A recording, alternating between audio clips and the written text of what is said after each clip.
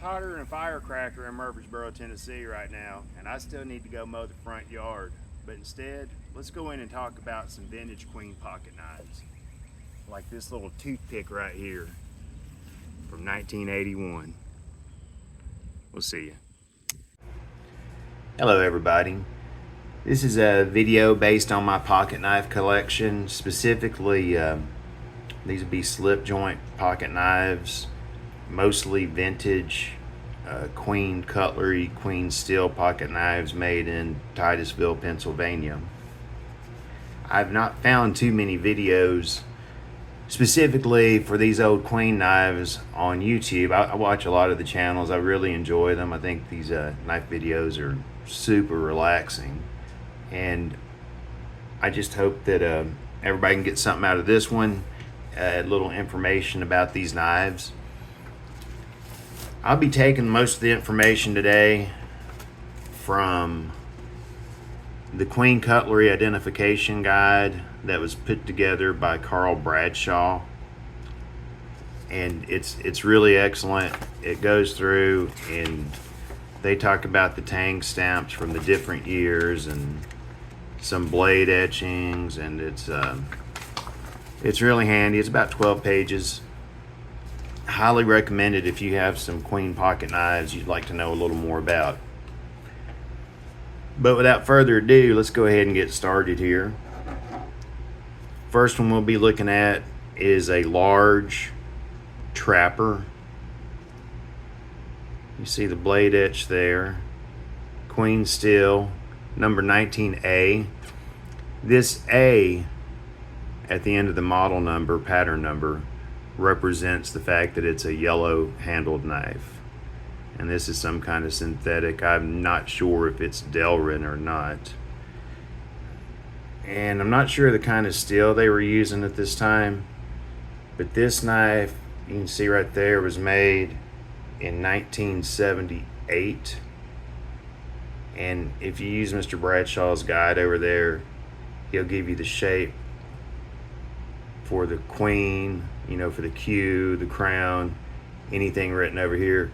Obviously, it's easy to figure out the year on it when it's stamped on the tang, right? But, you know, good clip point, spay blade, just a very, very typical, this one needs sharpened bad, very typical large trapper. You see right here, she measures in a closed length of just a hair over 4 inches. So it's a pretty large knife, and I don't generally carry one quite that large, although this next one I have carried. Yet again, a Queen, synthetic handle. You can see up here, you got some gappage going on between the bolster and the what do they call these things? The plates or whatever they're called. So I don't know if that synthetic material shrank over time. Although if you look at this one, there's no gappage there. I mean, that is a solidly put together pocket knife right there. So this one, you know, it's a Stockman. I would call it probably a medium Stockman. A little tight right now. Pattern number 9A. Once again, the A designating the yellow synthetic handle, as far as I can tell. That you have a blade etching right there. And I looked at that style of blade etching, but notice there is no tang stamp. There's no tang stamp on any of the blades on this knife. It's got the blades you'd expect, you know, your clip point, you got your sheep's foot here. I've actually worked with this knife, and this is my favorite blade on it, the sheep's foot. So I keep it fairly sharp. Then you got your spay blade. Good little blade there. You know, a mirror polish on this knife. But anyway, going back here to this blade etching, I'm gonna have to clean this thing up. I looked up that style where it says queen steel and then the pattern next to it, and that was intermittently used with no tank stamp between 1971 and 1984. Next knife you got right here is a little Whittler, and it's got the blade you'd expect on a Whittler. Once again, this one's kind of tight. I've never carried it, but my dad, I think, used to carry this one quite a bit. Pattern 48A on your tang stamp, you can see right there. Made in 1991. Got your good clip blade. And this is just a really nice size knife to carry around. I would imagine it fits in your pocket pretty well. Over here you got you, classic pen blade. And then up here, I was gonna call this a coping blade, but I've looked it up and I think that this might be just called a cut-off pen blade. I suppose you could use it for coping if that's what you want to do though. Anyway, just a really cool Queen Whittler from 1991. Now we're going to have kind of an older knife here. This is a winter bottom, and it might be Delrin. I'm not sure exactly what the material is. I'm pretty sure it's not bone or anything, and this winter bottom is the jig pattern. And this is akin to a little Slimline trapper right here. It's a good knife. Look at the tank stamp here. That has a Q and steel after it. So it doesn't say queen, it just says the Q and steel. And so I looked that one up, and that tang stamp was used between 1958 and 1959. And this is a very well-worn, well-used knife. It is not sharp. I don't carry this one. Once again, it's one, all of these are knives my dad gave me, except for the very last one I'll show you.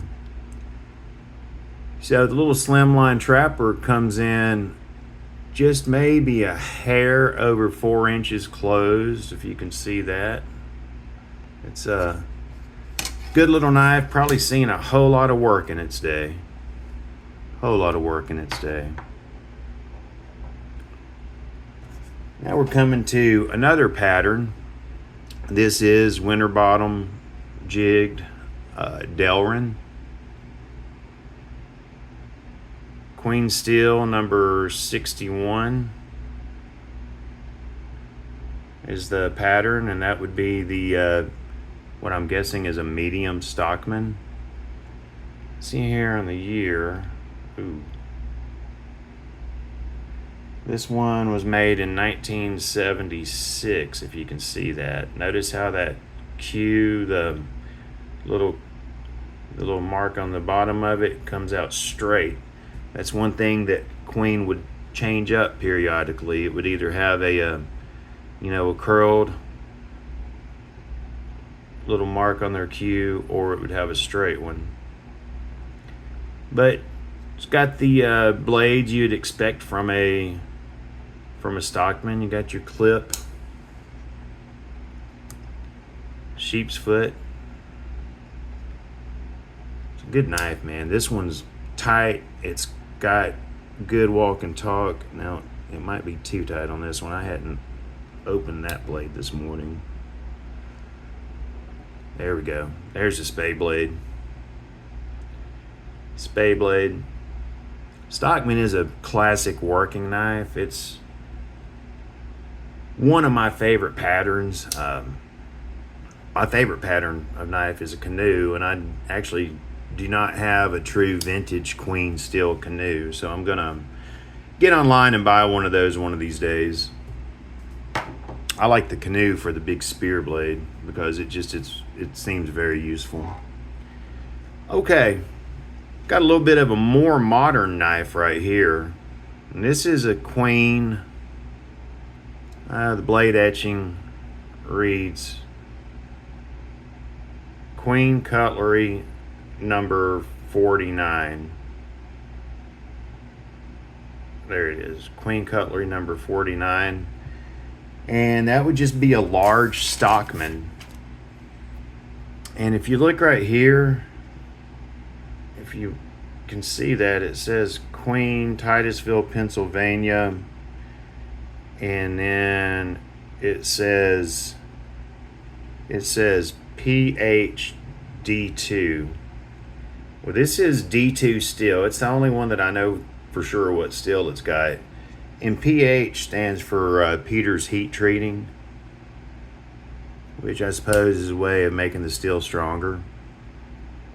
It's a large knife right here. The handle material, I'm guessing, is a jigged bone made to look like stag. It could possibly be stag, but I think it's just a jigged bone. Big knife, used to carry it some. Clocks in at about 4 1/4 inches closed. You got all the blades you'd expect.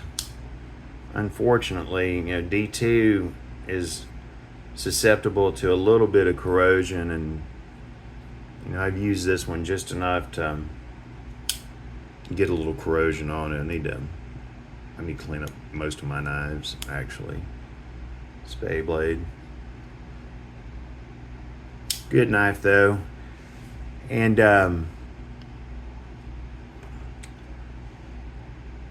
this tang stamp down here that we were just talking about, seems like that one was used, according to Mr. Bradshaw's guide, between 2002 and 2017. I think at one time I did put kind of a tighter date on this knife of around 2010. I remember my dad gave it to me. Probably just gave it to me because it's bigger than he liked to carry. And he also knew I like knives, so it's a good knife. It just takes a little getting used to something that big. It's got a little heft to it also. Here's another knife right here. This is a large toothpick, winter bottom Delrin. I got bolsters on both ends. You see right there, this knife dates from 1981. So it's been around a long time. Toothpick pattern is number 20. That's 440 stainless steel. That might have been on some of the other blades also. This is a large knife. It's a 3.5 inch blade. And you can see closed. This knife clocks in right at 5 inches right there. It's a cool knife. It's really the only toothpick I have in the whole collection. 1981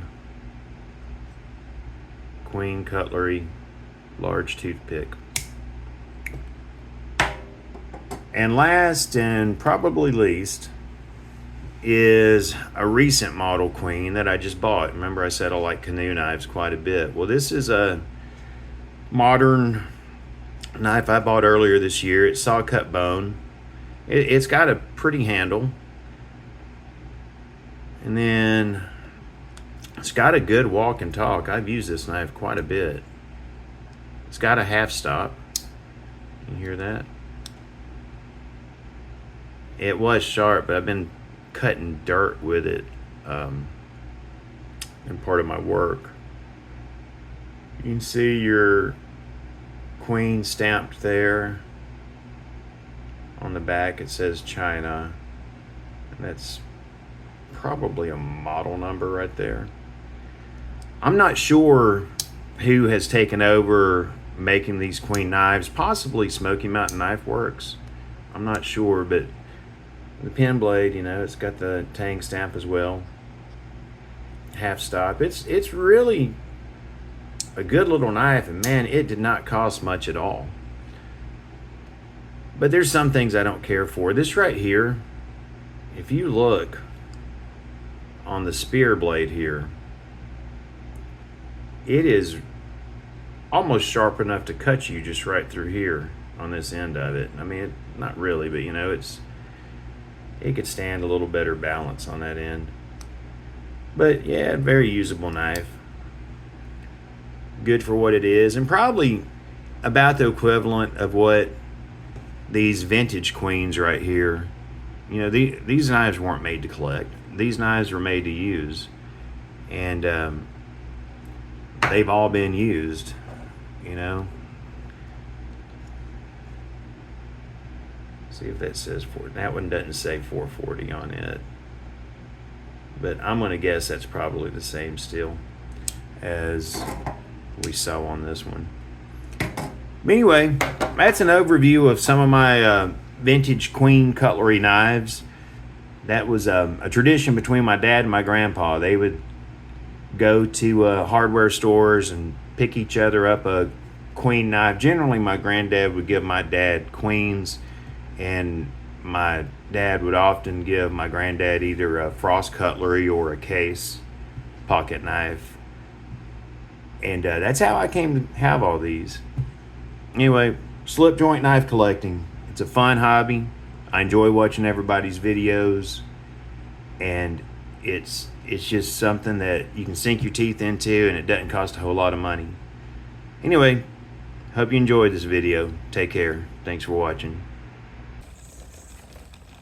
Well, got the front yard mowed. Hope y'all enjoyed that video and found it full of decent information and entertaining. I don't always post about pocket knives, but when I do, I hope that it's something that people feel is worthwhile. So please like and subscribe, and you never know what's going to be coming next on my channel. Thanks.